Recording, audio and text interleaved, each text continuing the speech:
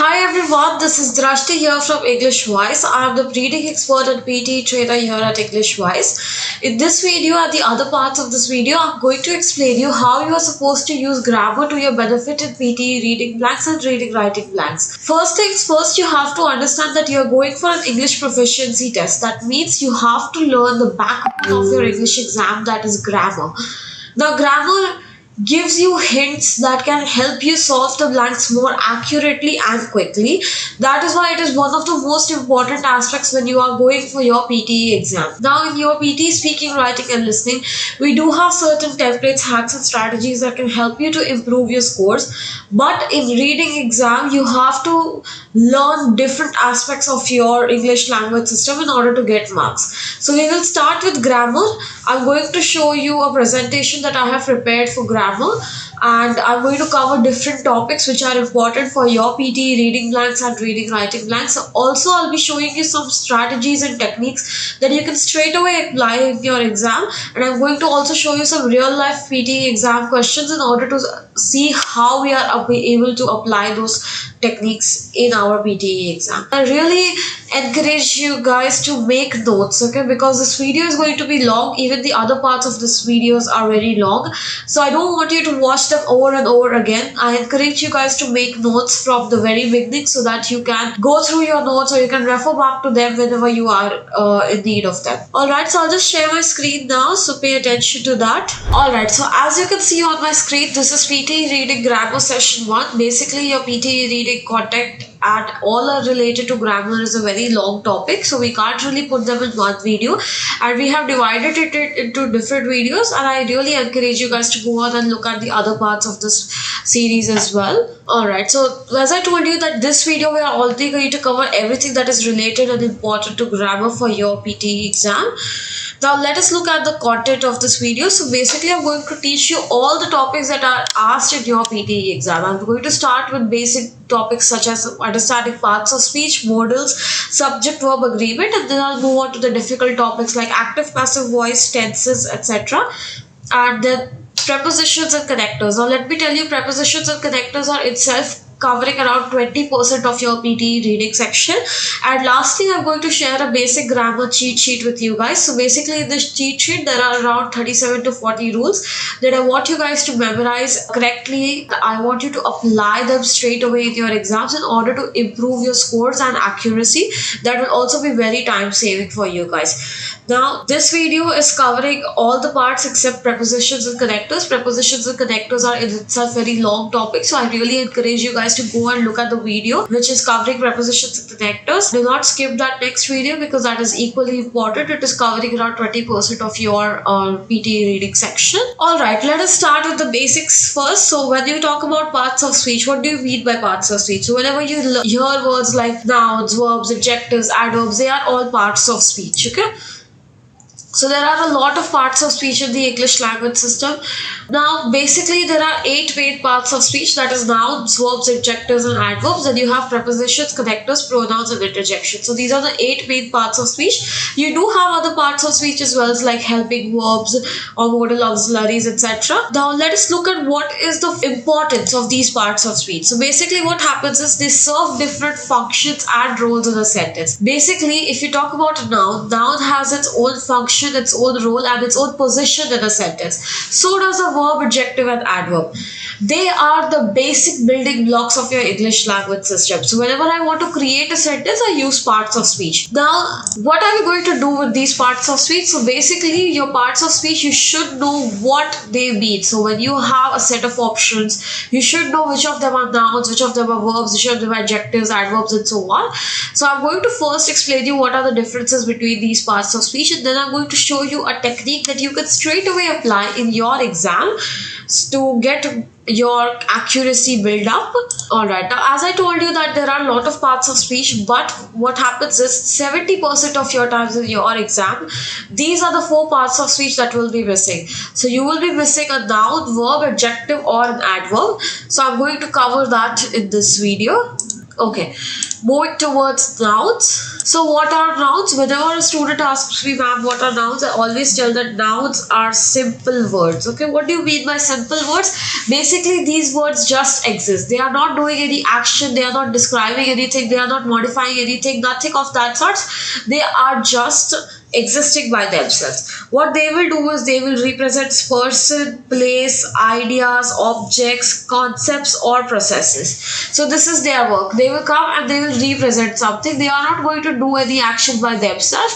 They are just existing by them. So I have some examples listed here like David, Cindy, intelligence, computers. They are all nouns because they are not doing anything. They are just existing by themselves. Even if you talk about words like faith, hope, they are also nouns because they are not doing anything. They are just existing by themselves. Now looking at the identification, so whenever you are given a set of options, you should be able to identify which one of them are nouns, okay? The identification of nouns goes in two parts. So the first part is knowing a few sort of suffixes. Now whenever students ask me, ma'am, what are suffixes, I always say they are specific endings.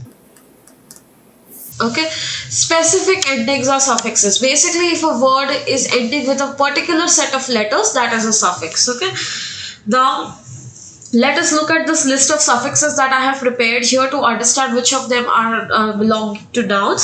So when you talk about tion, let's say attention. So attention is a noun. Okay, sion, let's say conclusion. Conclusion is a noun. MENT, let's say accomplishment or achievement, they are all nouns. When you talk about OR, like actor or orator, they are all nouns. When you talk about ER, like teacher, preacher, they are all nouns. When you talk about AGE, like language, they are also nouns. Language, carriage, baggage, they are all nouns. Moving forward, you also have other set of identification suffixes like ist. When you talk about words like artist, pianist, etc., they are all nouns. When you talk about words like ending with ism, socialism, realism, they are all nouns. Moving forward, you have HOOD like childhood, neighborhood, parenthood, they are all nouns. And SHIP, that is friendship, relationship, partnership, they are all nouns. Words ending with ITY, that is activity, they are nouns. Words ending with TY like loyalty or royalty, they are nouns. Words ending with NESS like happiness or sadness, they are all nouns. Furthermore, you have words ending with ITUDE. I call it as ITUde. So words ending with ITUde like attitude, gratitude, they are all nouns. Words ending with ANC like dance, they are nouns. Words ending with ENC like independence, they are all nouns. So these are a set of suffixes that can help you identify which words are nouns in your options or in your passage. Moving forward, I always teach students the golden rule of finding out nouns. So there is a golden rule to find out nouns, that is that if any word fits between the and of, it is a noun. So any word that can fit between the and of, it is a noun. Okay. If I give you an example, when I take the word accomplish. So if I take the word accomplish, okay, I cannot say the accomplish of this person is very good. I can't say the accomplish of this person is very good. Okay.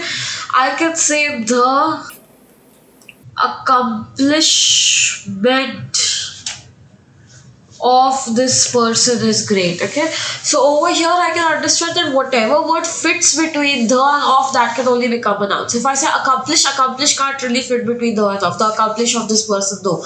We say the accomplishment of this person is great. So over there, MENT words ending is a noun. So that gives an understanding that the golden rule says that anything that comes between the and of is a noun. Now let us take words such as thinking.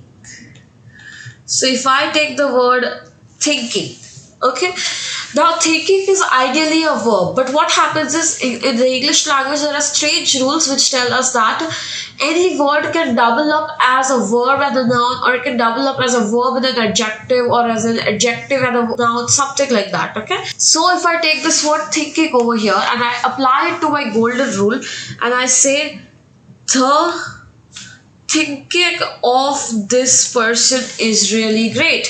This makes sense. The thinking of this person is really great. So over here, this gives me an understanding that the word thinking can be a noun as well.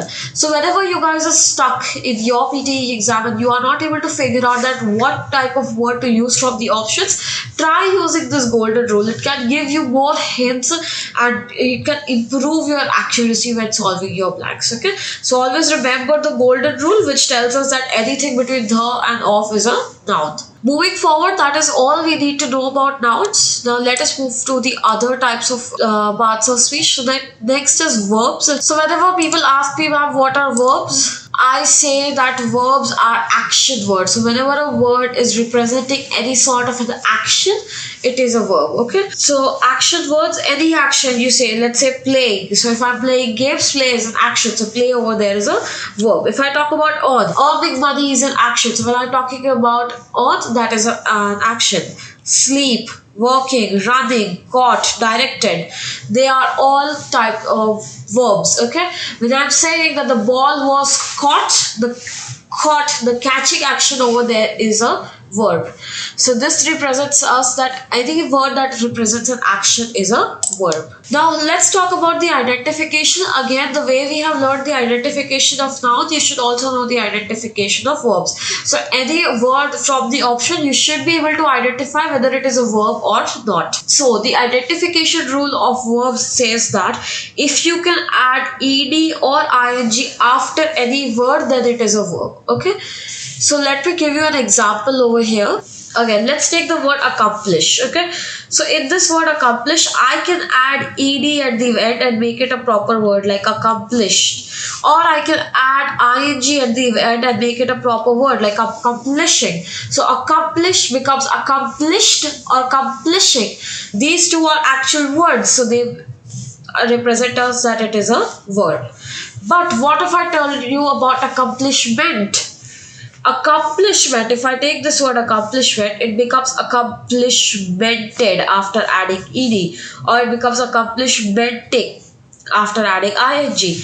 And accomplishmented or accomplishmenting are not real words, so that gives us an idea that it is not a word. So the similar way, if you are unsure, just try adding ed or ing after the end of a word and it makes sense, that means it is a verb. Okay, now it is very important that you guys understand that there are three types of verbs. Okay, so when you talk about three forms of verbs, there it is v1, that is the present or the base form of verb, then is v2, that is the past form of verb, and then there is v3, which is the past participle form of verb. Okay, so I have made a table here to show you the differences. So you see v1, which is the present form of verb, you have words like sing, drink, play, they are all v1. If you talk about v2, which is the past form of verb, you have words like sang, drank, played, etc.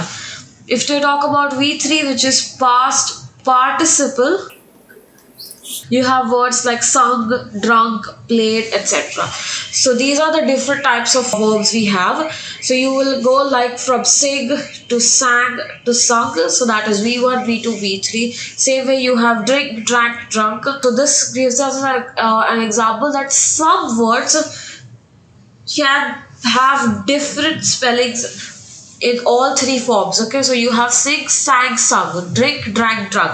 But if you look at most of the words that are play, played, played, instruct, instructed, instructed. So most of the times what happens is your v2 and v3 remain the same.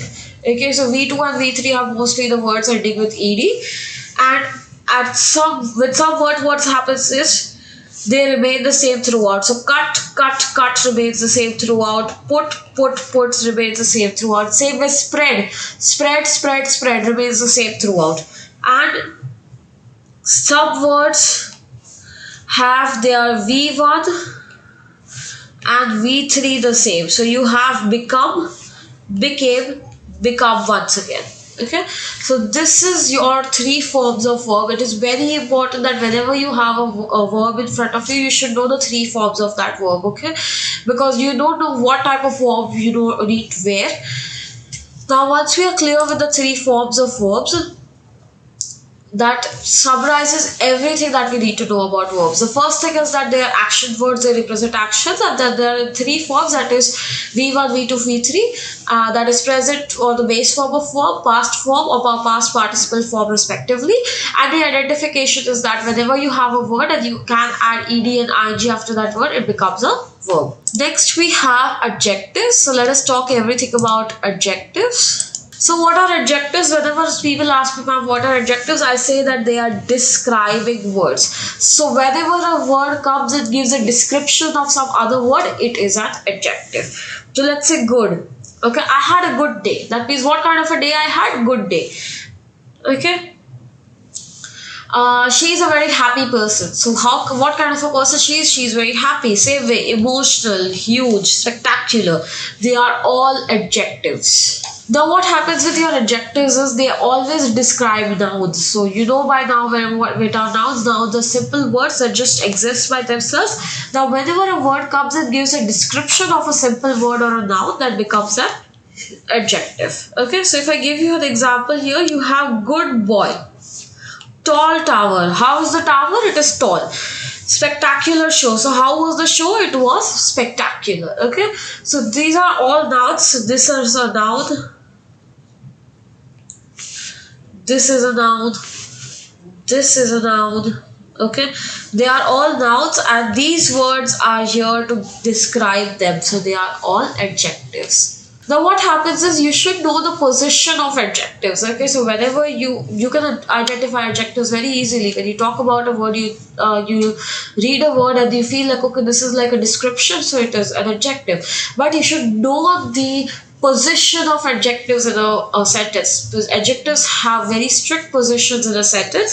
So 99% of the times, I always tell my students that 99% of the times your adjectives will come before nouns. Okay, that means if I give you an example, this is a fantastic plan.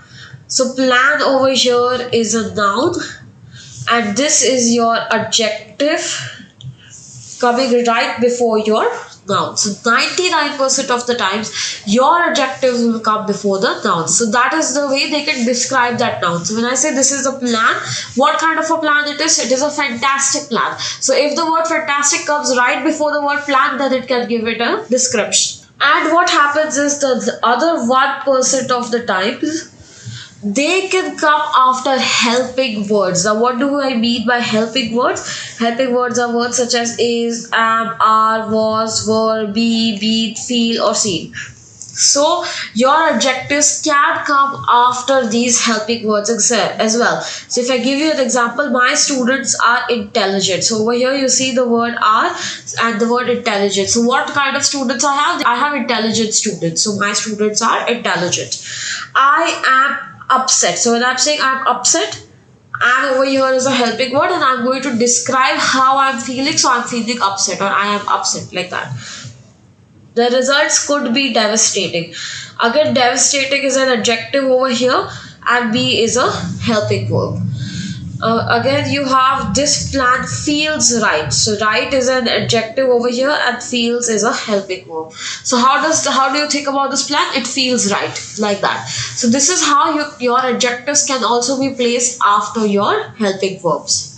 Now, this is a very important tip that I ask students to remember at all the times. Please mark it as a very important thing, because when you guys are solving your PTE exam, what you guys feel is that words ending with ed or ing can only become verbs. No, that's not the case. Okay, verbs with ed or ing such as devastated or annoying can be used as adjectives as well. Okay, so if there is a verb which is ending with ing, or if there is a verb, it's V3 form, or I say the ed form or the past participle form, they can double up as adjectives. Guys, please remember this very well.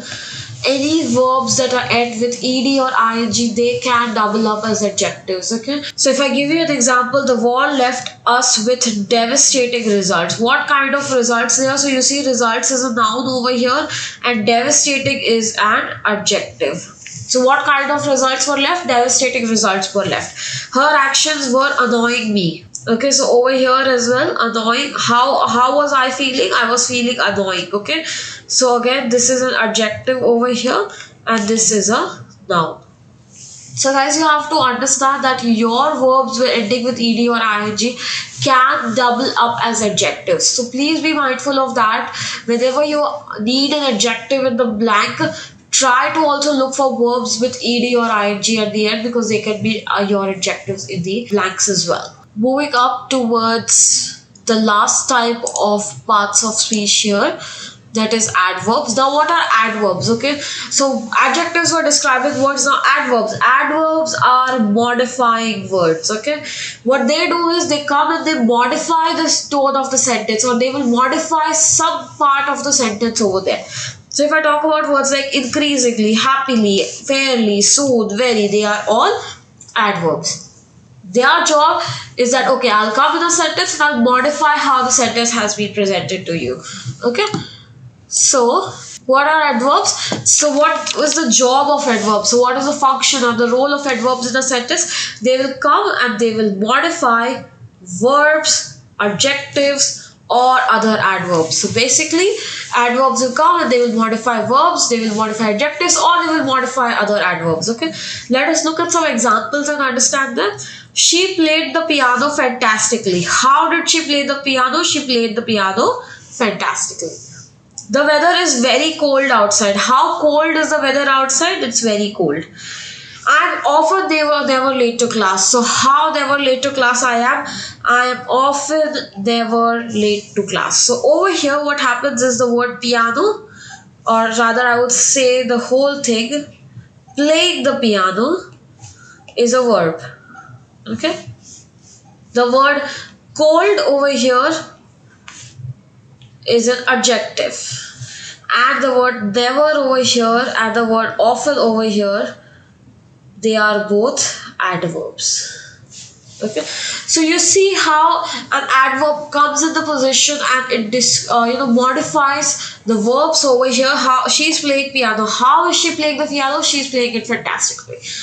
Or I will just say the weather is dash cold outside. So we know that the weather is cold outside, but is it less cold or too much cold? It is very cold. Okay. Again, I am never late to class. Okay, so when I'm saying I'm never late to class, what is the frequency? I'm often never late to class. Okay, so this is how adverbs go with verbs, adjectives, or other adverbs. Now, there are certain tips that we are supposed to remember about your adverbs. The very first, very important thing to remember about adverbs is that all ly words are adverbs. Please make a note of this one. This is very important, guys. All ly words are adverbs. So words ending with ly like happily, fairly, they are all adverbs. But that doesn't mean that only ly words are adverbs. Guys, please remember that I've said all ly words are adverbs. Okay, not only. You do have other adverbs as well. So if I note down some other adverbs for you, it can be very, soon, today, tomorrow. Okay, or let's say never, often. They are all adverbs as well. So guys, understand that ly words are adverbs and other words can also be adverbs. Okay. Now, adverbs can come at any position in the sentence. Okay, adverbs can come at the start of the sentence as well. It can come at the end of the sentence as well. It can come in the middle of the sentence as well. As we saw in the last three examples, she played the piano fantastically. Now, fantastically is coming at the end of the sentence. The same way, I am often never late to class. So, they are coming somewhere in the middle of the sentence. So, basically, adverbs can come at any point in the sentence. Okay, if I give you an adverb coming at the start of the sentence, it can be like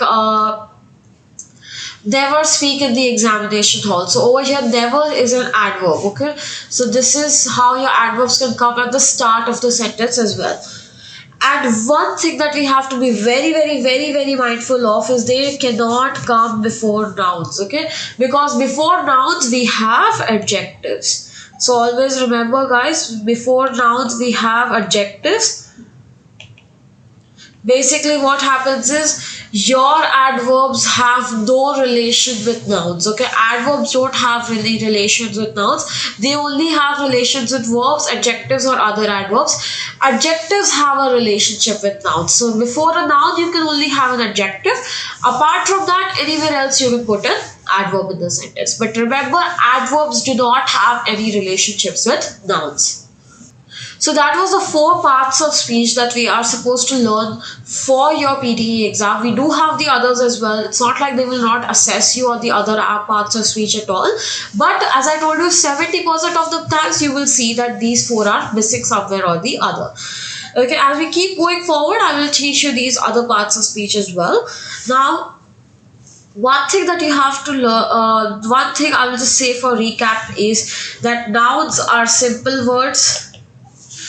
Verbs are actions, adjectives are description or describing words, and adverbs are modifying verbs. So this is the things that you have to remember for these 4 parts of speech. Now let's move forward, okay, and let's understand the technique that you can use for your blanks. Okay, now let me tell you one thing straight away, guys. There is no straightforward strategy. Okay, it cannot happen that, okay, I'll show you one question and you'll understand the whole of reading. These are all techniques that you can apply to quicken up the process, to get better accuracy and get better hold of your PTE reading. Okay, I really encourage you guys to practice them too many times so you are mastering them before your exam. So whenever you go in your exam, this is how your question generally looks like. Okay, so whenever we have a sentence in the passage and the sentence has a blank in it, so this is your blank. Now you have to find out what is grammatically missing in this blank. So always find out what is grammatically missing in this blank. So is the blank missing an adverb? Is the blank missing a noun? Is the blank missing an adjective? Or what is the blank exactly missing?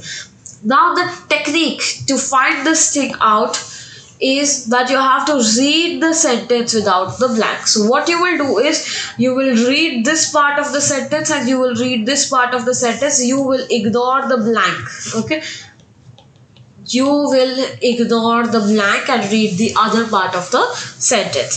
So what will happen in that case is you will be turning out with 2 cases over there. So scenario number 1 is going to be that the sentence will sound incomplete or it will not make sense. So if I give you an example here, he is a dash to be. So as per the strategy, what I'll do is I'll read the sentence without the blank.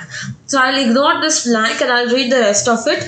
He is a to be. Okay, so this is your sentence, guys. Does it make sense? No. It does not make any sense over there. Okay, he is or to be. What is he to be? Okay, it does not make any sense. Or the second scenario will go something like this, that your sentence will be complete or it will make sense. So again, I have a sentence here. He is a dash friend to me. Again, I will apply our technique that read the sentence without the blank. Okay. Again, I'll not read this blank and I'll read the other part of the sentence. It says he is a friend to me. Okay. Now over here, you see this is this a complete sentence? Yes. It is a very well complete sentence, guys. Okay, so what happens is in both of these scenarios, whenever you are having an incomplete sentence that does not make sense, you are either missing a noun or you are missing a verb in the sentence. Okay, so when I say over here he is a dash to be, he is a friend to me. Okay, so over here the word friend is missing. Okay, and friend is a noun. So you see over there, any sentence cannot be complete without a noun or a verb. Now over here, if your sentence is complete or it does make sense, that means you are either missing an adjective or you are missing an adverb. So over here you see, we can put an answer like he is a good friend to me. Again, good friend, that means the word good is an adjective over there. So you see, if there is a verb, if there is a sentence and the sentence is a blank and you are unsure whether what kind of word shall I put in over there? What you will do is you will read the sentence without the blank. What you will do is you will ignore this blank and you will read the rest part of the sentence. Then you will decide whether it is making sense to you or it is not making sense to you. Based on that, you will decide whether to put a noun, verb, adjective or an adverb. Now, a lot of students tell me that, ma'am, okay, I read the sentence without the blank and I understand that it is incomplete, it does not make sense. Now, whether it is a noun or a verb missing, guys, please be very, very straightforward here. If the noun is already given in the sentence, that means the verb is missing. If the verb is given in the sentence, then the noun is missing, okay? And with the adjectives and the adverbs, you will always use the possessions. Okay, so whenever you guys tell me that how to find out whether an adjective is missing or an adverb is missing, you will look at the position. Okay, if the blank is coming before a noun, that means you are missing an adjective. So if the blank is coming before a noun, that means you are missing an adjective. Okay, otherwise you will be missing an adverb.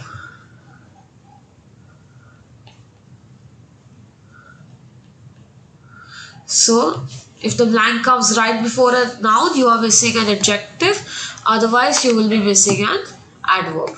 Okay. So I hope now this part makes sense to you very well. Okay. Even over here, between a noun or a verb, if a noun is already given to you, that means a verb is missing, or if the verb is already given to you, the noun is missing in the sentence. Okay. Let us look at some more examples over here.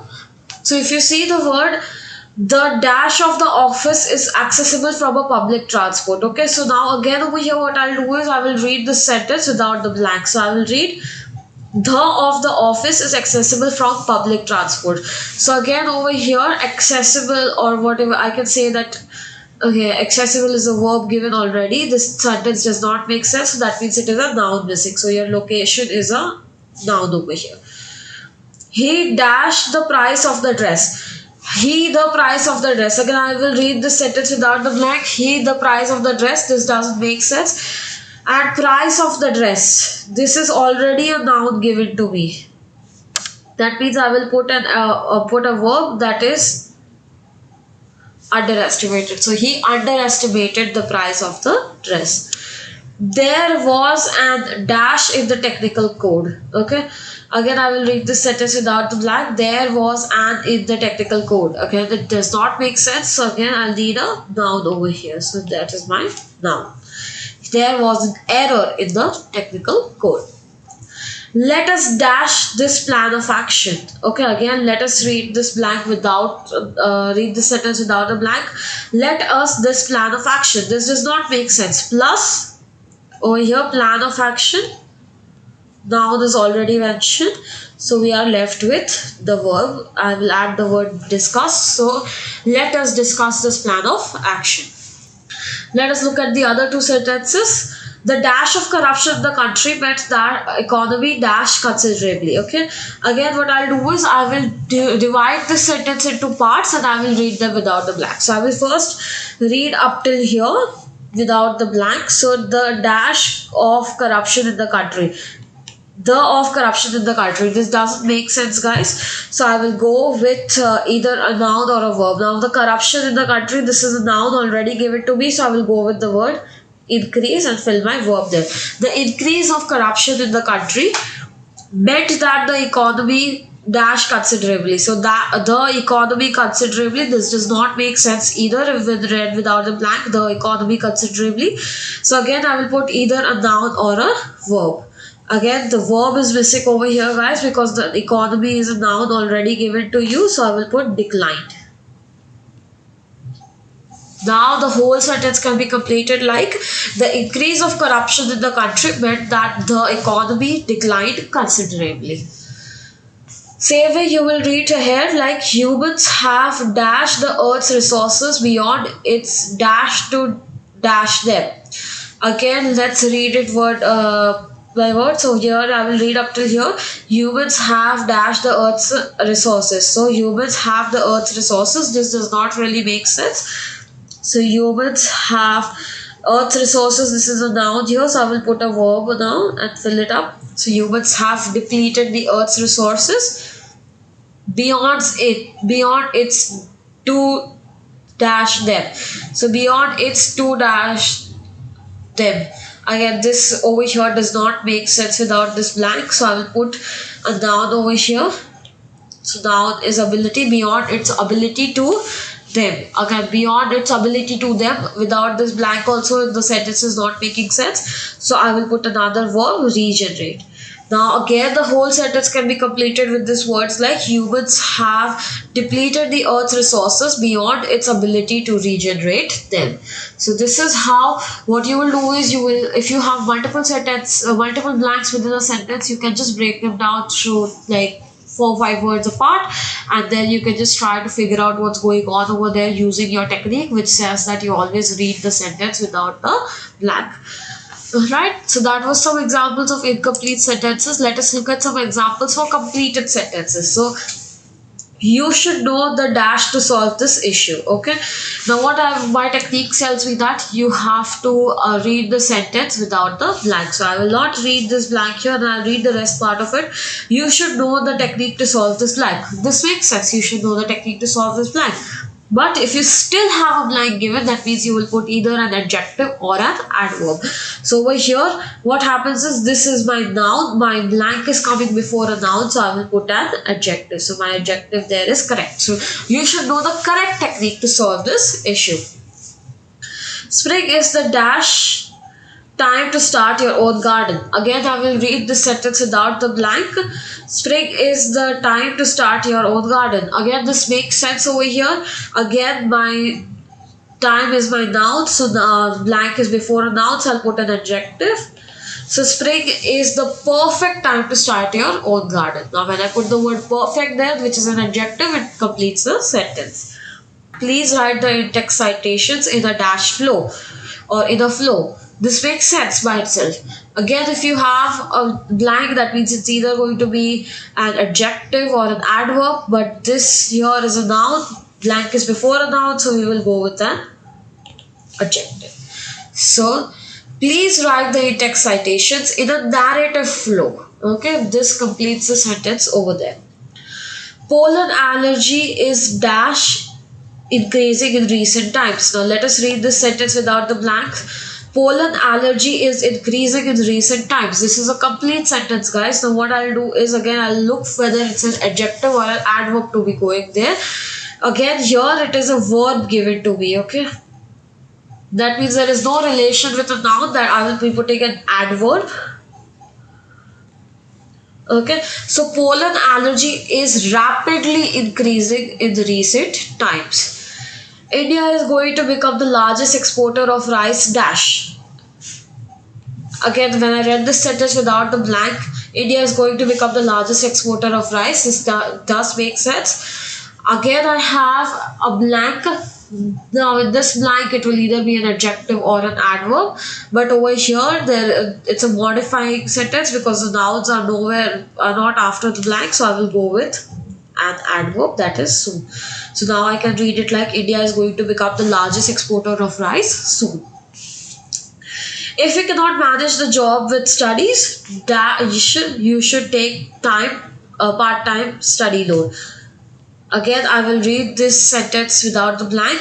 If you cannot manage job with studies, you should take part-time study loan.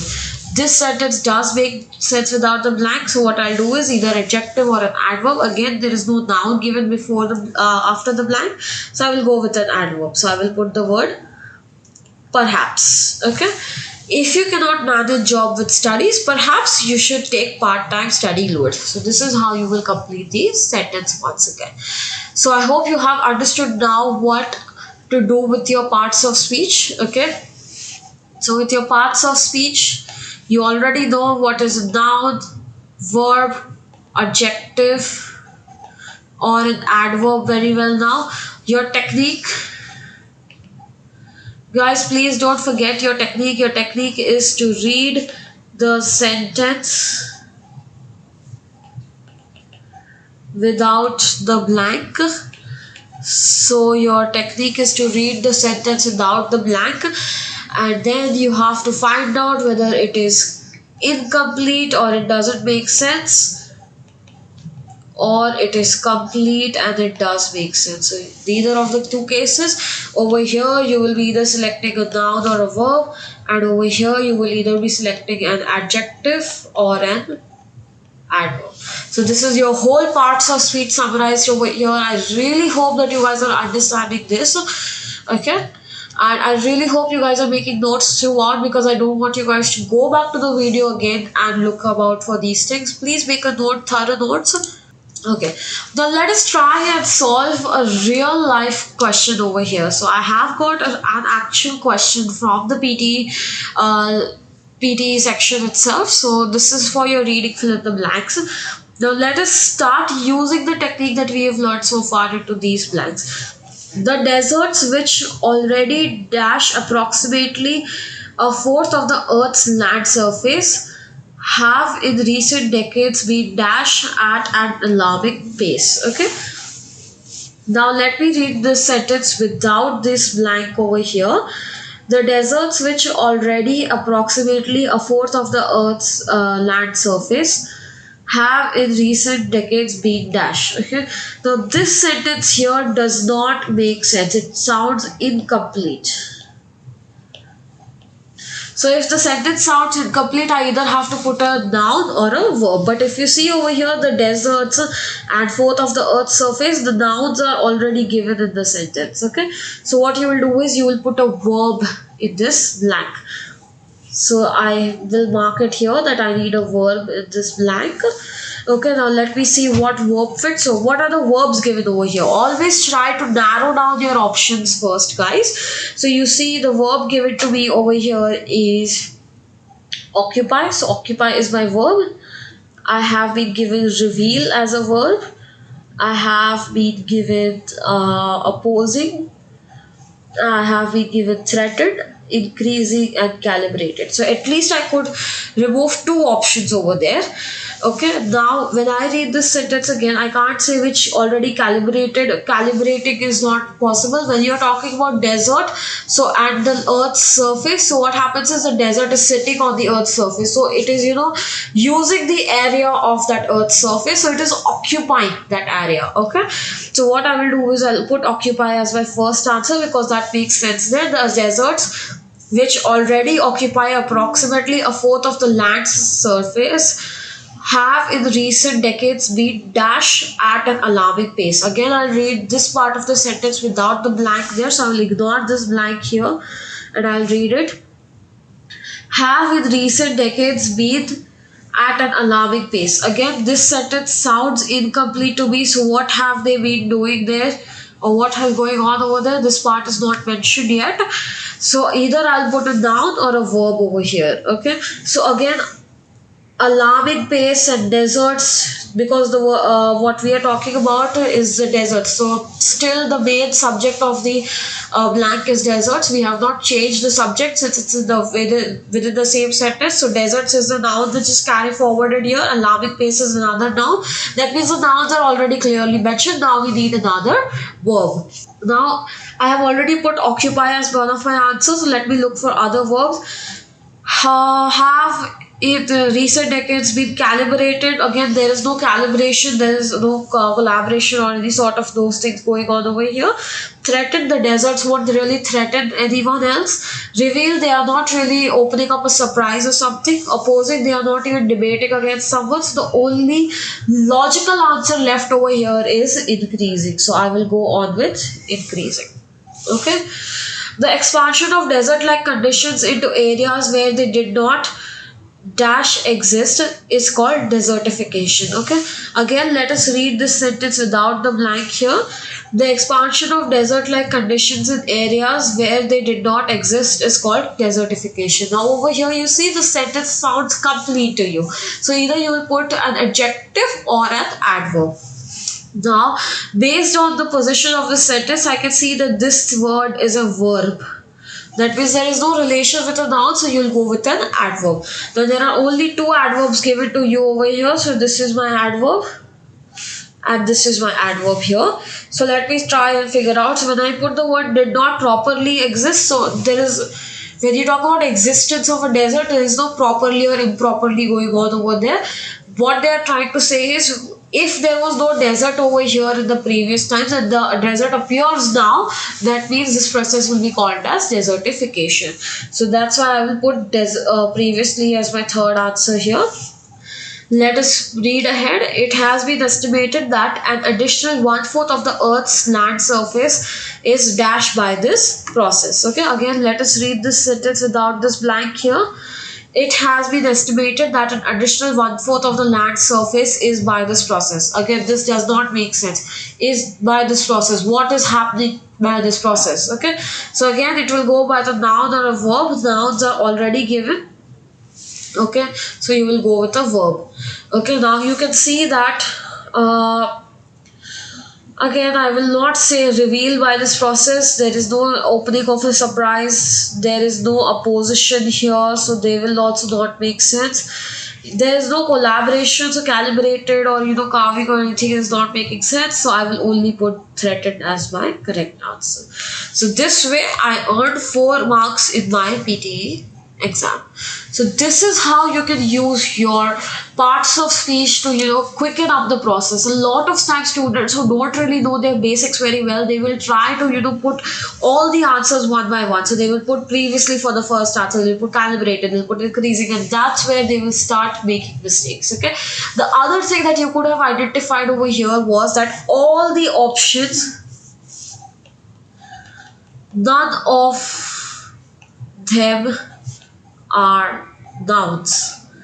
If you remember the suffixes or the golden rule of finding out the nouns, you can understand that none of the options are nouns. Okay, so whenever you will have your blanks, it will only be a verb. If the sentence doesn't make sense, it will only be a verb that is missing in the sentences. I cannot say that all of the options are not even adjectives, even though we did not use any adjective in the blank. But if you remember the adjective rule, which tells that verbs with ing or verbs with V3 or ed can double up as adjectives. That way I cannot simply say that there are no adjectives given in the option. There are adjectives given in the form of calibrated, increasing, threatened and opposing. But I can safely say that there are no nouns given in this options. So whenever you are having a situation where the sentence does not make sense, it sounds incomplete, so you will only be putting verbs because there are no nouns given in the sentence. So this is how you will narrow down your options and work with them. A lot of times I've seen that students don't know this basics, and when there is a verb required, they will put an adverb, or when there is an adverb required, they will put a verb, and they will make mistakes at the end. Alright, let us try doing one more question here. The slow process of global warming may have a different dash on various regions. So again, let me just read this sentence without this blank. The slow process of global warming may have a different on various regions. Again, what different? That is not mentioned here. So either this will be a noun or a verb. Let me see if they have a verb given. No, so the only thing that makes sense is a noun. Okay, again we have an adjective because there is no noun in the sentence. Alright, so let us check the nouns that are there in the options. So this is a noun. Okay, this is a noun. This can also be a verb as well, guys. Okay, accounts can be a noun. So accounts, when it used as form of records, it is a noun. Accounts, when they take it in the form of responsibility, it can be a verb. So as I told you at the start of this video that words can double up as nouns and verbs as well. Words can double up as adjectives and verbs as well. This is one classic case of that. Accounts, when talked about records, is a noun, but accounts, when talked as for responsibility, becomes a verb. Again, lastly, we have format, and we have impact, and we have continent as nouns over here. So whenever you have something on something here, we are talking about global warming, we can't have different iceberg. It cannot make different icebergs in regions. Different accounts. So when you this doesn't make sense either. format, again it cannot change the format or the shape of something. So the last thing we are left with, continent or impact. Again, continent, it is not, global warming is not making a new continent, but it is really having some consequences. So I'll put impact as my first answer. So you see how, at least from the given set of options, I'm able to think quickly, because I know that okay, I'm only supposed to look at these 4 options over here rather than the 8 options at the start. Okay, for New Zealand, the emission of carbon dioxide only dash for 0.5% of the world's total, which has met the governmental standard. Okay, let's read this sentence without the blank. For New Zealand, the emission of carbon dioxide only for 0.5% of the world's total. Again, this sentence does not make sense over here, but we do understand that the emission of carbon dioxide and world's total, these are the nouns given already. So nouns are already given in the sentence. So now we will be putting a verb over here. Okay, so I'll just mark that we need a verb over here. Okay, now let us look at the verbs that we have. So this is a verb. Okay, then this is a verb, this is a verb. So we only have 3 verbs over here: consists, accounts, aggregate. Okay, now I cannot say consists for. Consist for doesn't sound right. We always say consist of. So over here, that doesn't make sense. Now this is emission. So emission, let's say emission accounts makes sense. Emission aggregate does make sense. If it was aggregates, it would have still been grammatically correct. So the way we say student studies and students studies, so that is the formula we are applying here. So we will say accounts is our second answer. Plus, if you go with the vocabulary of the sentence, they are saying that New Zealand's carbon dioxide emission is responsible for 0.5% of the total carbon emission in the world. So it is taking a responsibility there. So when I talk about responsibility, I say accounts for over there. So that was my second answer. I have given you the explanation based on grammar and on vocab. So make sure you take notes of that. Which has met the governmental standard. However, New Zealand's effort counts only a tip of the dash. Let's read this without the blank. New Zealand's efforts counts only a tip of the. This doesn't make sense, guys. Either we need a noun or the verb. Again, counts is the verb given already. So here we need a noun. Alright, so out of the 4 nouns there, I have already used impact, so I won't be putting that again. Again, tip of a continent doesn't make sense. Tip means that it has to be like a cone shape, something that we could talk about the peak of. So over here, tip of the iceberg is the only thing that will make sense, because if the iceberg is in a conical shape, then we can talk about its tip over here. Like that. So that's like a visual representation. Okay, let's read further. So far, global warming has been a world issue that still hangs in and dash future. Alright, let us read this sentence completely without this blank over here. So far, global warming has been a world issue that still hangs in the future. So over here, this sentence does make sense without this blank. So either we need an adjective or an adverb. But you see, guys, over here, future is a noun. So that means we need an adjective in this case. Okay. Let us look at the adjectives we have over here, guys. The only adjective we have over here is ambiguous. So straight away, this will be my 4th answer. Okay, now see, this is how you can quicken up your process. Okay, if you are not sure which ones are adjectives or how to find the adjectives, you will be trying to look for all the options that are given there. You will make mistakes, you will take too much time. But okay, with the technique you get to know that I need an adjective, and only adjective here is ambiguous because the rest are nouns or verbs. So that's the only thing I will put in the answer. So this is how you quicken up your process, solve your blanks accurately and quickly. Alright, let us take some examples of your reading writing blanks as well. So here I have a sentence, a passage. Let us read this passage one by one. Shakespeare is widely regarded as the greatest playwright of all time, but he did not create his stories by dash. Okay, now let us read this sentence. Shakespeare is widely regarded as the greatest playwright of all time, but he did not create his stories by, okay, again, this does not make sense over here. Again, by whom are the stories created? Okay, so by he is wrong, pronoun by him is wrong, by his own is, though we did generally say that I did this on my own, or he did this on his own, but that's slang English. That's incorrect way of saying. Himself is the correct way of saying things over here. So whenever in your general English as well, we talk about he did this on his own, that is wrong. He did this himself. That is grammatically correct English. He borrowed and adapted the plots of his plays from various sources such as old tales, Italian writers, prose fictions, historical accounts, and the classical works. He was a dash reader who had moderate acquaintance with the literary achievements of other men and of other ages. So let us read this sentence without the blank. Okay, when you read the sentence without the blank, it goes like he was a reader who had a moderate acquaintance with the literary achievements.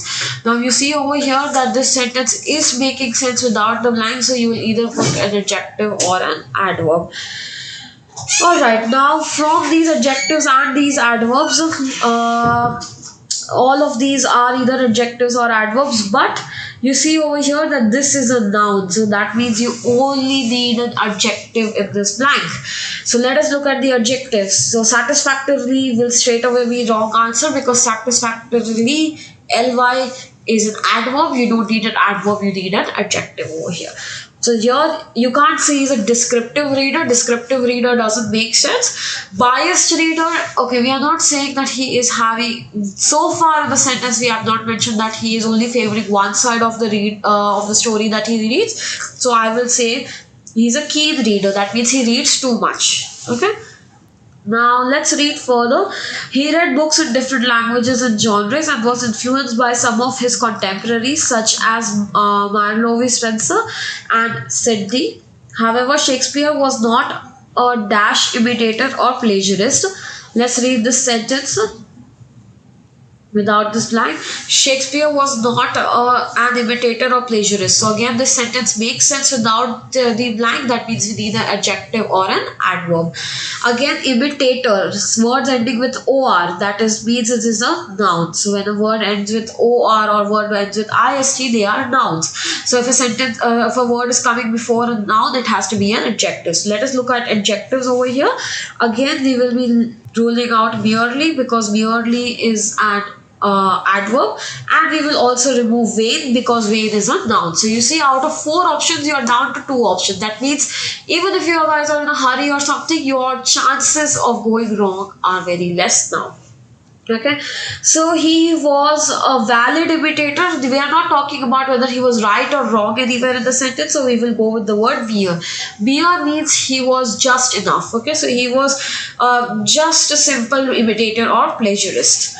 He transformed his sources by excluding undramatic material, developing characters, rearranging the plot, introducing a wider philosophical dash, and elevating the dialogue and his imaginative writing. Again, let's read this sentence without this blank over here. Okay, the sentence now says that he transformed his sources by excluding undramatic material, developing characters, rearranging the plot, introducing a wider philosophical, and elevating the dialogue. Again, this sentence doesn't make sense without a blank, so we either need a noun or a verb over here. Now you see the verbs are already given: developing characters, rearranging this, introducing this, elevating this, excluding this. Okay, so the verbs are already given in the sentence. That means the noun is missing here. So now let us look at the nouns over there. So you see, enhancing is a verb, enhanced is a verb, outlook is a verb. So the straight away answer, outlook is a verb, so straight away answer is outlook. So this is how you can be faster with your blanks, guys. He infused his plays with his own genius, creativity, and originality, making them unique and timeless. He also added his own touches of humor, irony, and tragedy, creating a rich, complex, dramatic experience for his audiences. Shakespeare's plays are not just dash of his sources, but masterpieces of his own. Let us read this sentence without this blank. Shakespeare's plays are not just of his sources. Again, this doesn't make sense. Not just of what. Okay. So either you need a noun or a verb over here. Again, the verb is there. This is an adjective, so I can say that noun is missing. Alright, so I cannot say vehicles. Okay, place cannot be vehicles. That doesn't make sense, guys. Prospect is the way of me looking something.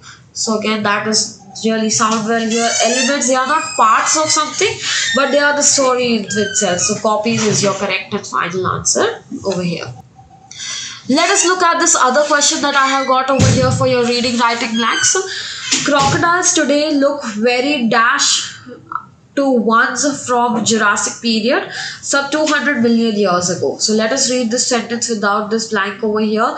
Crocodiles today look very to ones from the Jurassic period, some 200 million years ago. So again, this does make sense over here, guys. They are looking something like them. Okay, very like them. That means they are looking something similar to them. Okay, let us try and find out our adjectives here, because you see there's a adverb given here. So that means now you need an adjective to fill this part. Okay, we will not choose a noun because the sentence is complete already. So over here, similarly is an adjective, similarity is a noun, familiar is an adjective, and similar is an adjective. Alright, so I can't say they look very familiar to someone. Familiar means resemblance. They are not resembling them, they are not a copy of them, but they are looking identical. That means they are looking similar to them. Okay, there are also very few species alive today, just 25. Other animals such as lizards and birds have a variety of many thousand species in the same amount of time or less. Now let us read this sentence without the blank. Other animals such as lizards and birds have a diversity of many thousand species. This sentence sounds incomplete without the blanks, guys. Okay, now you see diversity of many thousand species, the noun is given. That means let's look for some verb. Again, over here, realization is the only word, and achievement is the only word that I can remove. Again, when you talk about have dash, okay, whenever you have the word have, the grammar says that after that you should have V3 or the past participle form of verb. So let us go with achieve, because attain will be grammatically wrong. Okay, and also when you talk about attain is when you're having academic achievements or something. So like he attained this achievement. This is how we use the word attain for. When you're talking about things about multiplication of species or something, you say achieved. Okay. Moving forward, you have prehistory also saw types of crocodile we don't see today, including giants as big as dinosaurs, plant eaters, fast runners, and serpentine forms that lived in the sea. Crocodiles follow a pattern of dash known as a punctuated equilibrium. Okay, so crocodiles follow a pattern of known. That doesn't make sense without the over there. So we need a noun or a verb. Okay, known is the verb given already. So let us look for a noun. So verbs will be evolving and unfolding will straight away be wrong. Either it will be evolution or development. So when you talk about development is something already exists and it has become better. So we are not saying that they have become better anywhere. We are just saying that they were very giant and now they are very small or something like that. So they have changed over time. So they are following a pattern of evolution. The rate of their evolution is generally slower. Now see over here also, that is a hint given that we can use the word evolution in the previous blank. Is generally slow, but occasionally they evolve more dash because the environment has changed. So let's read this sentence without the blank. But occasionally they evolve more because the environment has changed. Now this sentence does make sense that they are evolving more than they were doing before. So if you still have a blank, you either put an adjective or an adverb. Over here, there is no noun given over there, so we will select this blank is not before a noun. That means we can put an adverb over there. Let us look at adverbs. Quick is an adjective, short is an adjective, vast is an adjective, so we simply go with quickly. So they evolve more quickly. In particular, this new research suggests that their evolution dash up when the climate is warmer and that their body size increases. Let's read the sentence without this blank, guys. The research suggests that their evolution up with the climate. Okay, again, this does not make sense. So we either need a noun or a verb. The noun is already given, evolution is already given. So now you need a verb. Let us look for some verbs. Acceleration is a noun. Rapid is an adjective. Hurriedly is a verb. So that comes up with speeds. Okay, so this is how you can narrow down your options using parts of speech, and then you can answer your blanks quickly. Okay, I really encourage you guys to practice this method. So whenever you guys are solving your blanks next, try to take this technique into your blanks. Even though you know the answer, try to fit in this technique while solving. Okay, because your practice is not about getting things right, it's about learning the right method and learning new ways to solve them. Okay, what happens in the exam is a lot of students think that okay, if they were able to solve the blanks on the portal, that means they will be able to do it in the exam as well. But if the exam has a trickier question or the sentence structure is difficult, you should know the techniques that you will be able to use there, and that will only be possible if you use these techniques in your daily practice as well. So now you've understood how to solve this parts of speech. Let us move on to the other tasks, and I really suggest you guys to use it this way so you can do it quicker and better. Alright, the next thing that we are going to learn today is modals. So when you talk about words such as can, may, must, will, would, all of this, so they are called modals. Okay, let us understand what are modals. So basically, modals or modal auxiliaries are words that represent the intention of the sentence. So what is the intention of a sentence? What is the sentence trying to tell you? Okay, whether it is giving you an obligation, whether it's giving you a permission, a certainty, or a possibility, all of this happens with modals. Okay, so modals are words such as may, can, must, etc. Okay, so they are going to give you a possibility or a certainty or some sort of an obligation over there. The intention of a sentence is represented through the modals.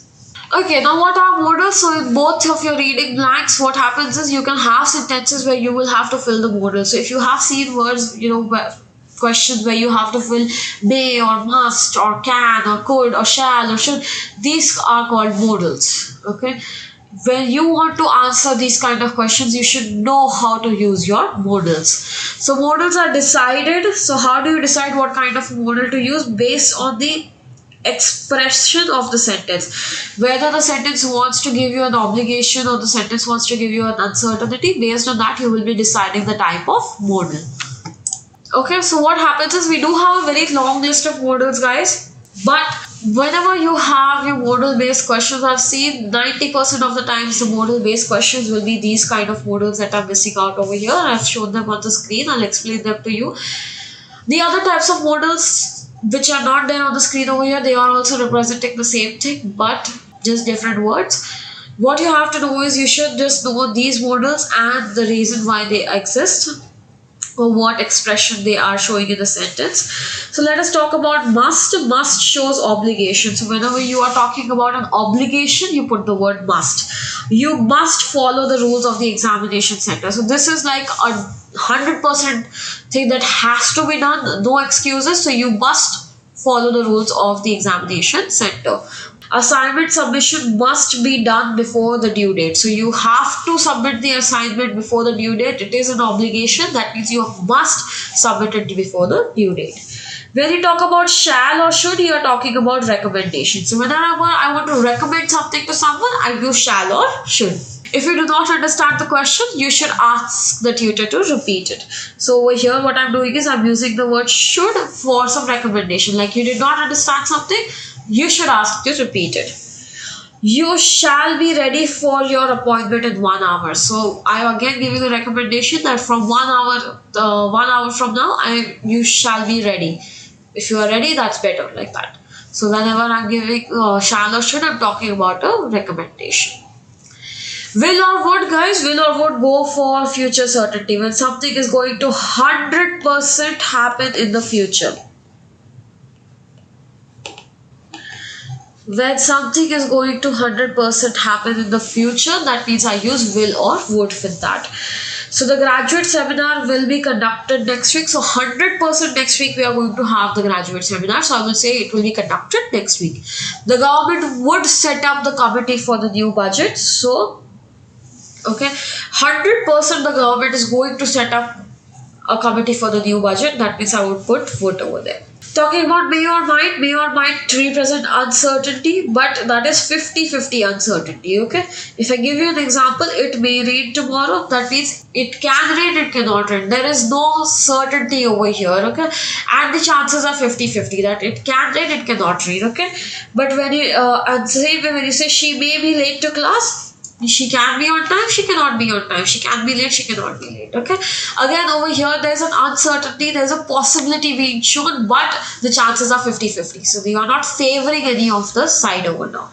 But when you put can or could, guys, this is very important to understand. Can or could also talk about uncertainty, but that is 70-30 uncertainty. Okay.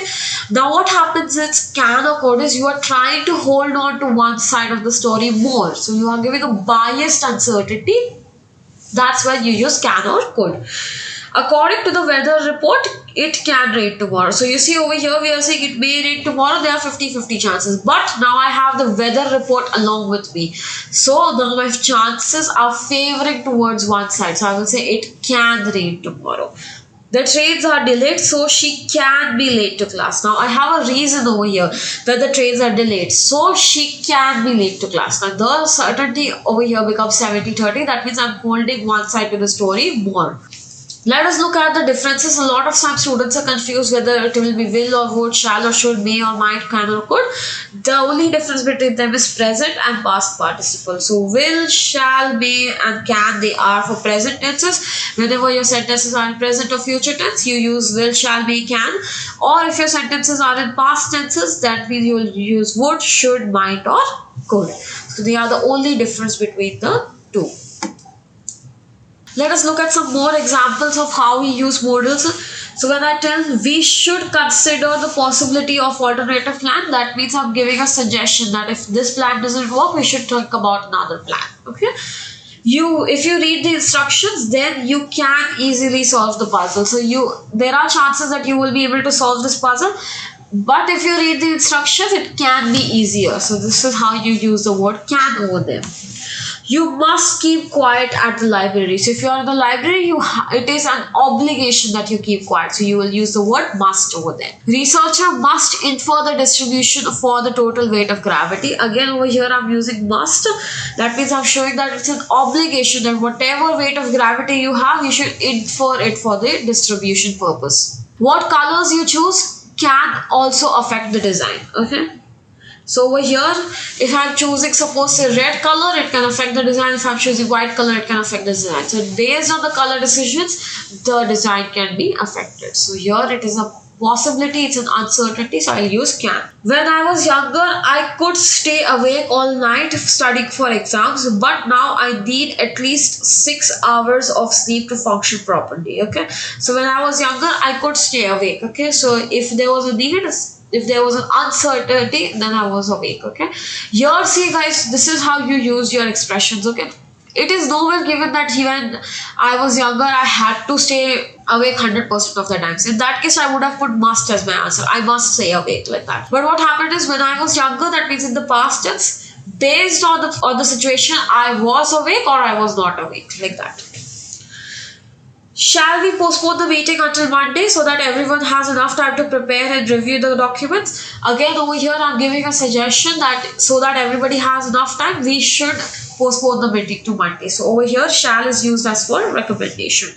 I would appreciate it if you could send me the finalized budget report before the end of the day, as I need it for reviews. So if you send me the report by the particular time, I will 100% appreciate it. So that's why I'm saying I would appreciate it. The management will review all the proposals submitted by the departments and announce the final decision during the board meeting. That means they will definitely review and they will definitely give the final answer. Okay, so I will put the word will over there.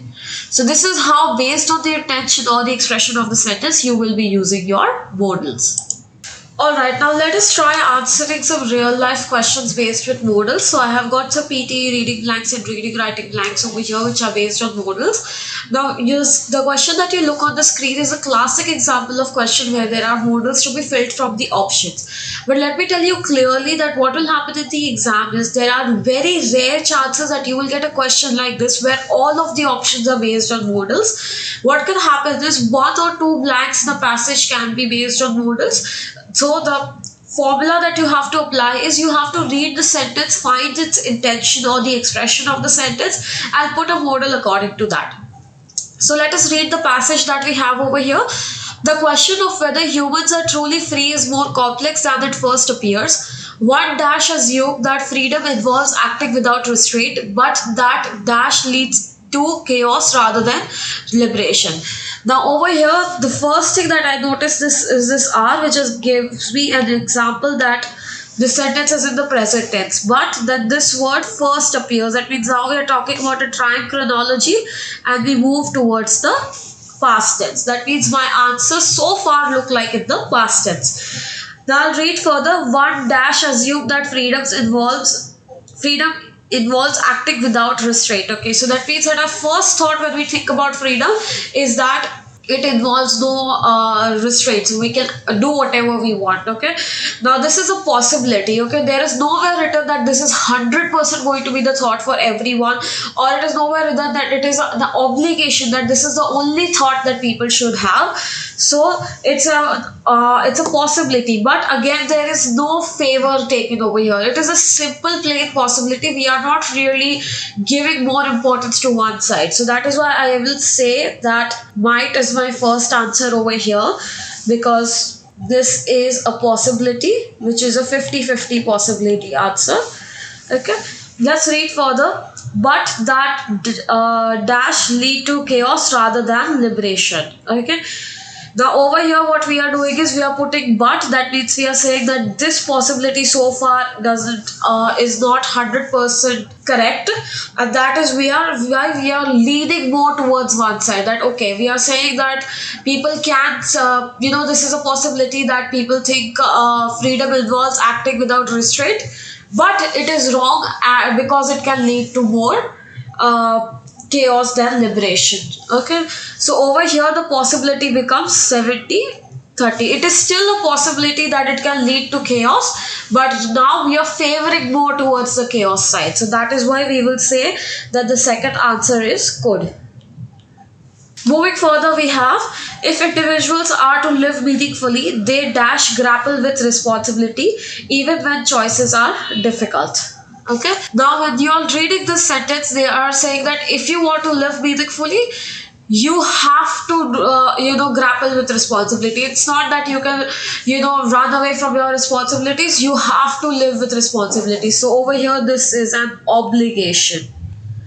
Okay, so for obligations we put must as our answer. So must is my third answer over here. Some thinkers argue that people dash suffer the consequences of their actions to develop moral depth. So now people are arguing. Okay, so there's a sort of a debate going on over here. There's no wrong or right in the debate, but when we are debating, what we are doing is we are putting up suggestions. So we are putting up our thoughts and ideas. So in that case, we will say that should is our fourth answer, because over here it is more like a recommendation. Okay, that some people argue or recommend that if you want to really live with moral depth, you should face your consequences. If you're running away from your consequences or responsibilities, you're not really living a morally correct life. Still, others believe that compassion dash coexist with accountability, urging us to rethink traditional notions of justice.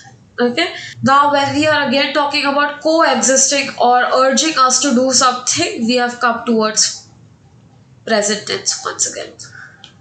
Okay, now what they are thinking is that okay, some people now say that living a morally correct life and doing your responsibilities correctly, this doesn't really go well together, and that is why we have to rethink the notions of our traditional justice. So in this case, what you are doing is you are again giving a possibility, but you are favoring one side of that possibility, so you will go with can.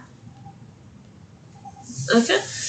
So this is how you will answer your questions based on model. At first, you might find them a bit tricky. I'll be honest with you guys, but it is just because you have to look at the in-depth notion of what's going on over there. Your sentences are not going to be very baby-like sentences, which are very straightforward to us. So please understand that whenever a passage is given to you, you have to think it more in depth. You have to analyze it more in depth so that you are able to find the expression and the intention correctly and answer the correct model over there. Let us move on to do some reading, writing, fill in the blanks for this question. Again, this is a classic question of modals and reading, writing blanks. Let us read the passage and answer it.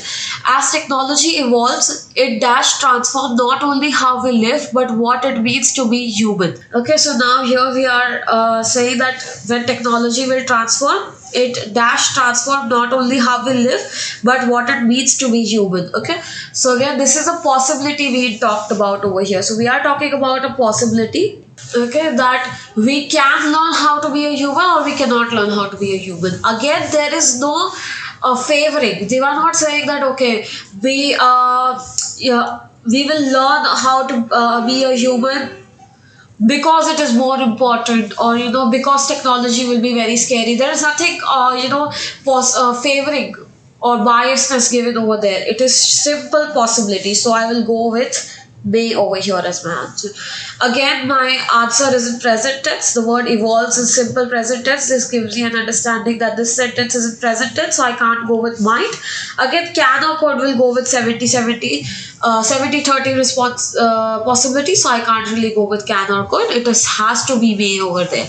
Then, artificial intelligence dash already outperform humans in narrow tasks, and future developments dash likely expand that scope. Okay. So again, what they are saying is artificial intelligence dash already outperform humans. So that means it is already doing that. Is it doing 100%? Is it doing it 70%? That's nowhere mentioned. It's a possibility that it can already do these things, and in the future it can be even better. Okay. So what we are saying here is that can is my first answer. Okay, because again, this is a possibility. It is nowhere mentioned that this is 100% going to happen in the future. In fact, we are not even talking about the future. So I can't go with will or would. Again, may is for 50-50. Here we have been given a little biasness. That means we are favoring towards one side. So I will not go with may, I will go with can. And future developments dash likely expand that scope. Now again, we are saying that 100% in the future this thing is going to happen, so I will go with will over here. That future developments will likely expand that scope. That means it will 100% expand that scope in the future. Scientists dash be careful not to prioritize progress over ethics, especially in fields like autonomous weapons or surveillance. Alright, so what the scientists have to do, scientists have to be careful about prioritizing the progress. That means if the technology or artificial intelligence becomes too much powerful, especially fields like autonomous weapons or surveillance, like in the fields of making bombs and everything, if that artificial intelligence becomes very powerful there, it can create destructions. Okay, that is why it is an obligation that scientists have to be careful about their progress. If they make it very powerful, there can be destruction as well. That is why we will go with the answer must over here. Governments dash create policies that regulate AI growth while protecting civil liberties and democratic values. Alright, let us understand the intent of this sentence. What the government is doing is it is trying to create policies that will regulate the AI while protecting civil liberties and democratic values. So that the AI doesn't become too much powerful, the government is trying to put forward some some policies that will help keep it in control. So again, this is like a suggestion, it's like a recommendation. So for recommendations, we go with should. Okay, so this is how you will understand the intent or the expression of a sentence and then mark your answer. Again, it can be a little tricky because when you guys are naturally reading a passage, you don't really think too much about that passage. You just read what is going on over there. But when you are supposed to fill a model, you should understand the between the line parts of that passage and then answer it accordingly. Okay. So that is everything that you need to know about modals. What are the modals? Modals are words that give us the expression and the intent of a sentence. And there are certain modals that we have to learn, which is must. Must is for obligation. Then you have will, would for future certainty. You have shall, should for recommendations, may, might for 50-50 possibility, and can, could for a 70-30 possibility. Now let us come towards a new topic, which is subject verb agreement. Subject verb agreement is also a very important topic for your exam. Now before we start this topic, I will give you a very simple hint. So you generally do subject verb agreement a lot in your daily life. So when I give you sentences such as, let's say, student studies PTE, okay, but if I put it like students study PTE, okay. Now over here, when you have student, you put studies, but if you have students, you put study. So this is all subject verb agreement. So basically, what is subject verb agreement? It is an agreement. Okay. Basically, what do you mean by subject verb agreement? It is a agreement which makes the subjects and the verbs work together. Okay. So what do we do is subject verb agreement means the subject of a sentence. Now subject is always, let me give you a little bit hint over here. Subject is the noun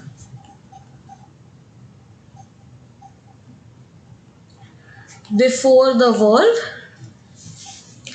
So in any sentence, the noun that is before the verb, that is the subject. So the subject and the verb in a sentence must agree in number. So whether they are agreeing with their singular or plural form. Okay. So if a subject is singular, the verb becomes plural. If the verb is so if the subject is plural, the verb becomes singular, like that. So this is the whole thing about subject verb agreement. Let us understand this part by part. Okay. So what do you mean by subject verb agreement? I've already told you it's an agreement between the subject and the verb in a sentence that agree in number. So as I told you that she plays piano. Okay. Now subject here is singular. So the verb has to have an S with it. You will say she plays piano. You can't say she play piano. That is incorrect grammar. Okay. So this is all about subject verb agreement. Let us learn the basic rule about it first. The basic rule clearly states that if the subject, which is the noun before the verb, if the subject is following these three conditions, then you will be putting an S with the verb. Okay. So the three conditions are that the sentence has to be in the present tense. The subject has to be singular, that means it has to be one in quantity. And the subject has to be a third person. Okay, that means the subject has to be a third party. What do you mean by third person? So let's say I'm the one who is recording this video for you. So I'm doing the speaking part over here. I am the first person. I am representing EnglishWise along with me. So EnglishWise and me, both of us are the first person. You guys are watching this video, so you guys are the second person. Anybody apart from us, he, she, it, they, them, they are all the third persons. Okay. So if your subject is in present tense, singular, and is the third person, then the verb will have an S or an ES attached to it. Okay. Let us come on the other side and look at some examples. He plays cricket. Okay. So over here, my subject, he. This is singular. This is a third person. So he is some third person. And this sentence is also in present tense. So it satisfies all the three conditions. So I will say that yes, he plays cricket. Okay. Now in the second sentence, he played cricket. Over here again, he is singular and in third person. But the sentence is in past tense. So you will not add an S to the verb. Please don't make it like he played is cricket. Okay. Guys, this is a completely wrong English. You don't have something called as played is. Okay. He plays cricket or he played cricket. That's it. Okay. Then moving on, you have they play cricket. Again over here, they is third person. Sentence is in present tense. But they is plural. It is not singular. Okay, so you will again not put an S with the verb. Okay, you will not say they plays cricket, it will be they play cricket. In the last sentence here, I play cricket. Again, this sentence is in present tense. I am singular. I'm only one person, but I'm the first person. I'm not the third person. So I will say I play cricket. Again, I will not put an S over here. It will just be I play cricket. You will not say I plays cricket. Okay. So those were the basic rules. Let us look at some more examples of this basic rule. So when I say the cat sleeps on the sofa, again over here cat is singular, third person, and the sentence is in present tense. So I will say the cat sleeps on the sofa. I will not say the cat sleep on the sofa. The cat sleeps on the sofa. It rains a lot in April. Again over here this is singular, present tense and third person. So I will say that it rains a lot in April. I will not say it rained a lot in April.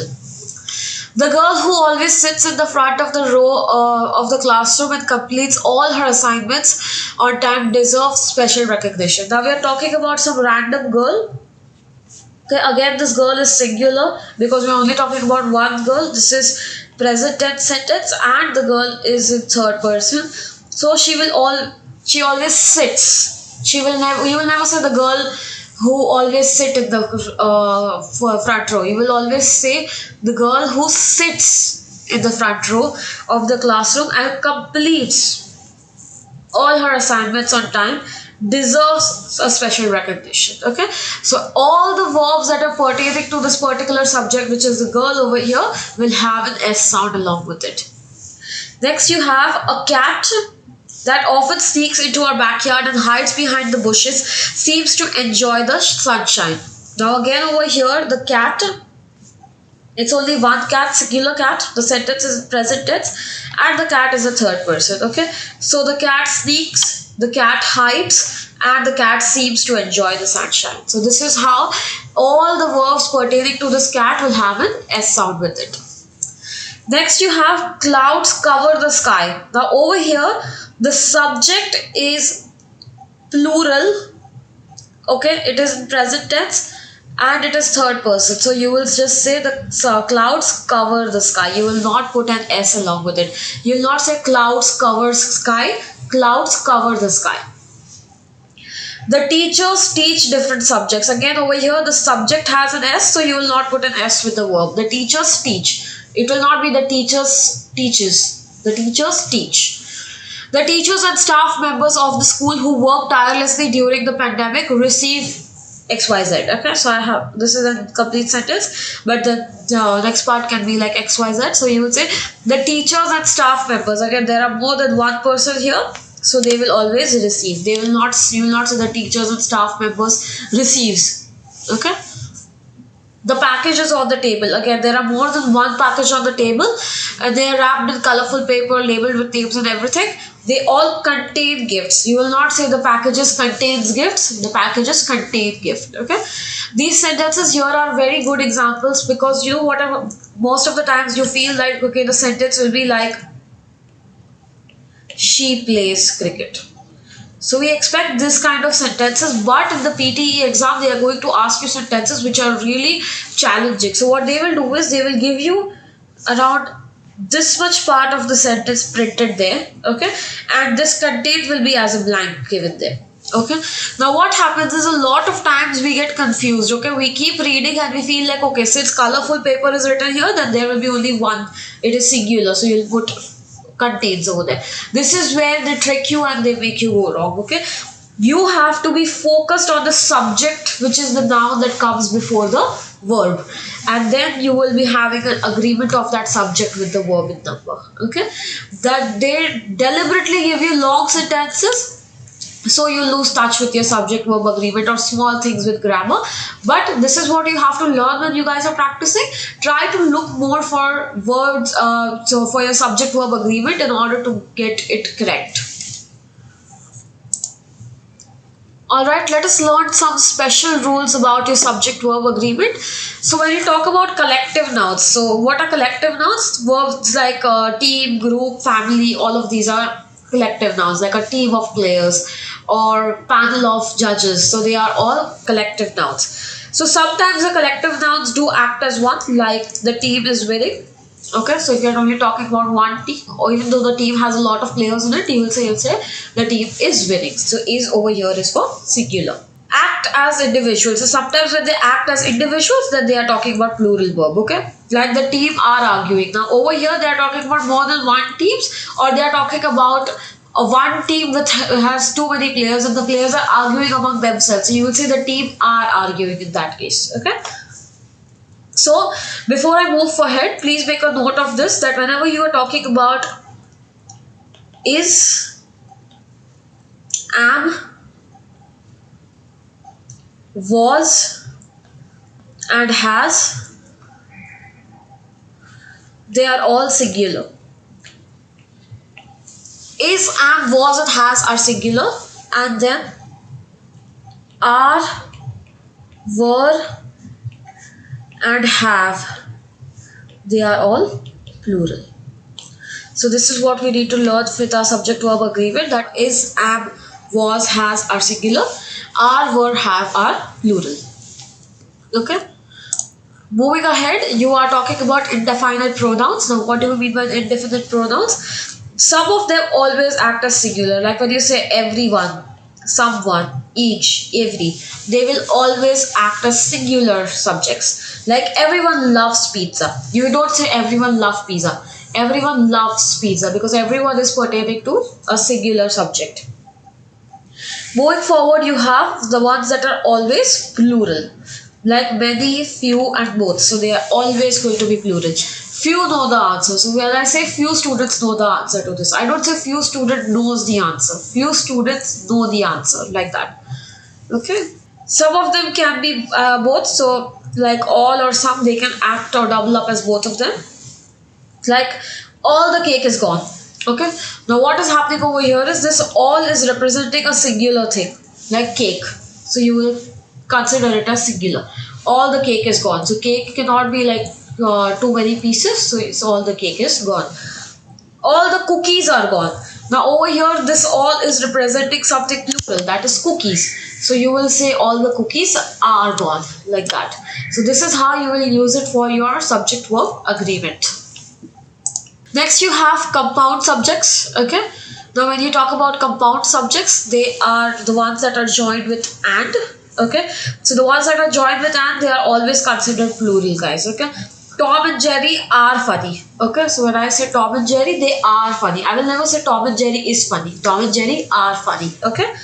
Now if they are joined by or nor. Okay. So if they are joined by or nor, what happens is verb will agree with the one that is the closest noun. Okay. Like look at the example here. Either the teacher or the students are right. So over here, teacher and students, they are connected with the word or. So here your verb will agree with the subject that is closest. Okay. So over here, the verb is closest to the word students. This is plural. So it will become plural here. Either the teacher or the students are right, like that. Neither the students nor the teacher is available. So now over here again, students and teacher is connected with the word nor. So you will again go with the one which is the verb will agree with the subject which is closest to it. So teacher is singular. So it will say like neither the students nor the teacher is available. Okay. Alright, now this is a very important set of rule, that is what I call it as the X of Y. Okay, now whenever you have sentences given like the box of chocolates. Okay, so this is a classic case of the X of Y situation. Now over here, what we call X is box and Y is chocolates. Okay. Now if you have a the X of Y situation, the verb will agree with X and not with Y. A lot of times students get confused over here. They feel like the box of chocolates are missing. This is what they write. Okay. The box of chocolates are. Okay. No. The verb will agree with X and not with Y. Okay. So you will write it as the box of chocolates. Over here box is X Chocolates is Y, so the box of chocolates is missing, not are missing, because the verb will agree with X and not with Y. The people of the country vote for the president. Again, over here, people is X and country is Y. So the verb will agree with X. Now, since people is plural, you will go with the people of the country vote for the president. Like, you will not say the people of the country votes for the president. Vote for the president. Okay. Now this is going to be an ideal scenario in 99% of the cases. You might have some exceptions based on the structure of the sentence, but those are very rare. 99% of the cases in the X of Y situation, you will always agree with X and not with Y. Alright, let us have some look at the examples. So the manager of the store and the assistant supervisor attend the weekly meetings. Now over here, the two people, manager and the assistant supervisor, are connected with the word and. So over here, they are both considered as plural. So plural subjects take singular verbs, like the manager of the store and the assistant supervisor attend the meetings. You will not say they attends the meetings. Okay. Neither the principal nor the teachers were available. So again over here, when we are connecting it with nor, the verb will agree with the nearest subject. So teachers were available. Neither the principal nor the teachers were available when the inspection team arrived unexpectedly. Either the books or the laptop. Now again over here, we are connecting books and laptop with or. Okay, so this verb has to agree with the closest subject. So either the books or the laptop has been misplaced during the move to the new apartment. You will not say either the books or the laptops have been. Has been is correct. Okay, have been will be wrong. Everyone in the training program, regardless of their previous experience or qualifications, is required. Okay, as I told you, everyone remains always singular. So it goes with is. Each of the employees who works in the customer service department receives a monthly performance review. Again, each remains always singular, so it receives. Okay, this is how you will put your subject verb agreement to use. Alright, let us have a look at some real life reading blanks and writing blanks. So let's start reading here. Each of the proposed solutions to climate change dash its own risk and benefits. Now over here, when I'm talking about each, that means I know that I'm talking about something singular. That means my verb over here should be plural. Okay, let me look for plural verbs here. So I have presents, I have illustrates, I have effects is not a verb at all, guys. It's a noun, so I can't take that. Affect is the verb, effects is the noun.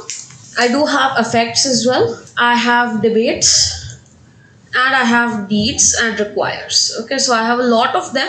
But you see, out of the whole bunch of options given, I have come down to at least 1, 2, 3, 4, 5, 6. I've come down to 6 options. Okay. Now over here, when I'm proposing things, I'm also always talking about presenting ideas. So I will put presents as my first answer there. Okay, the data collected from various regions. Again, this is an X of Y situation. The data collected from various regions and the data of various regions. This is how you can interpret it. So I will look at X. X is singular. Again, I will go with a plural verb. Now, whenever a data is collected, it is always going to show something. So show, we will go with illustrate because that's the only word that matches or is similar to the word show. How rising temperatures dash both ecosystems and economies. Now over here again we have rising temperatures. That means if this is plural, subject has to become singular.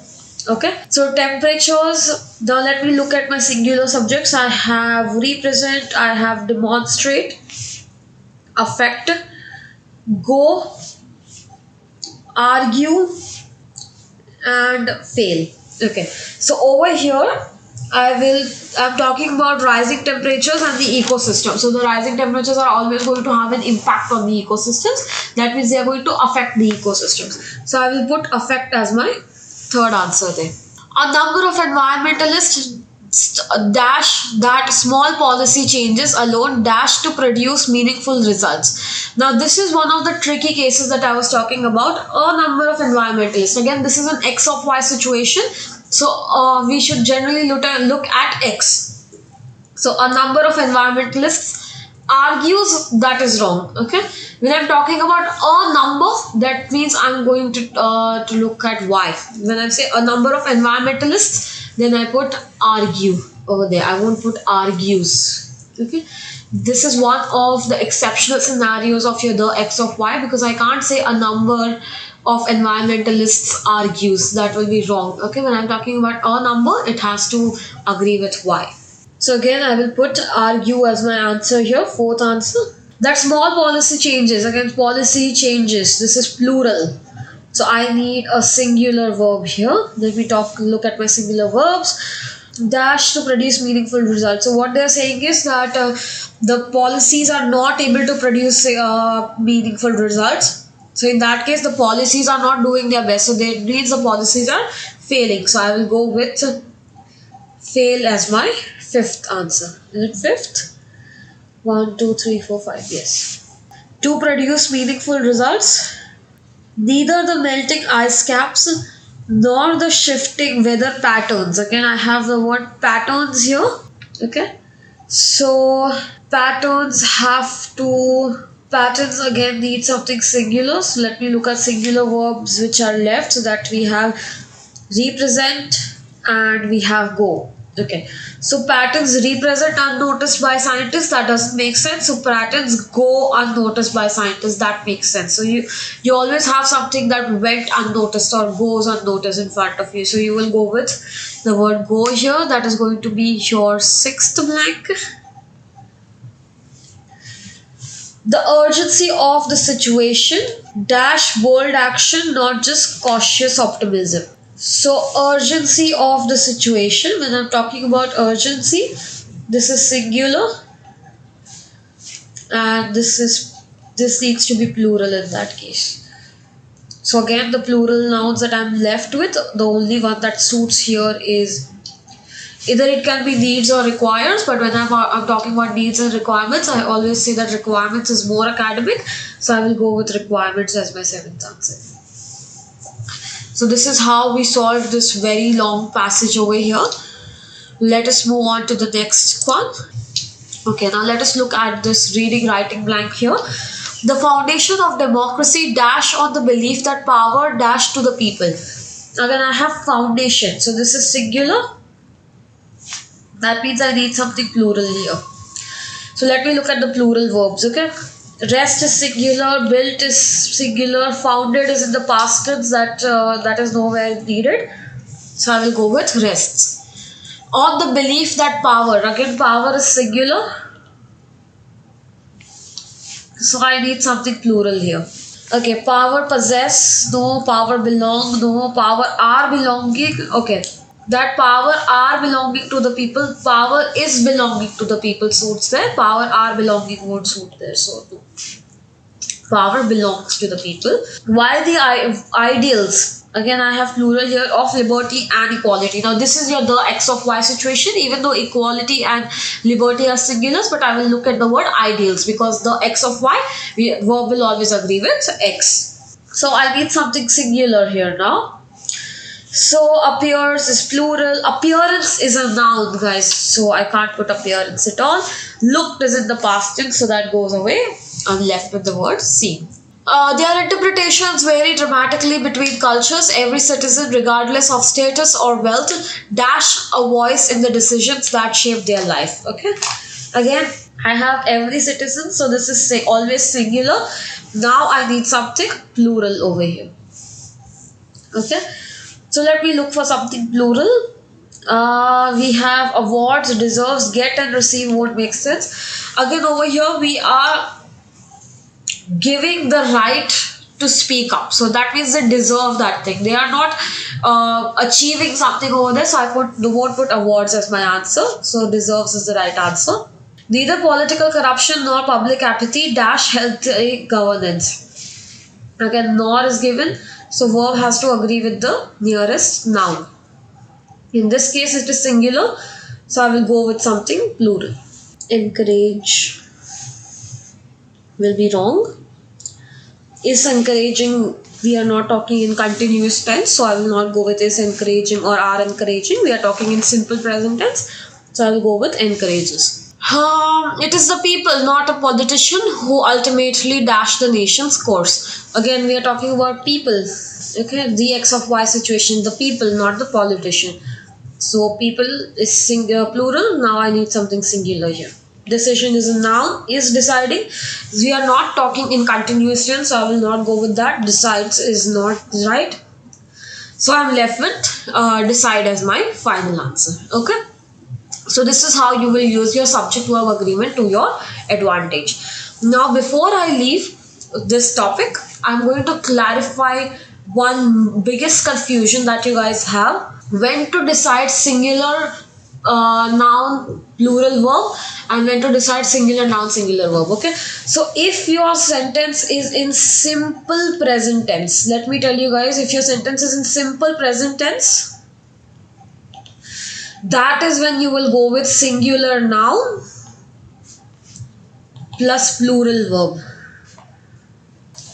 So what do you mean by simple present tense? People decide the future of the nation. So this is simple present tense. I am not showing any continuous form over here or something that is already completed here. It is simple present tense. Like I eat an apple, like that. She eats an apple, like that.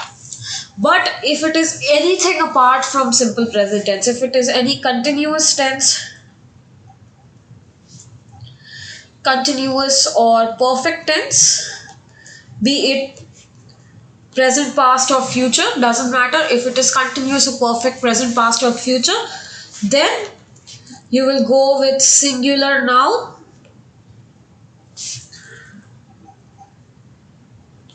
plus singular helping verbs.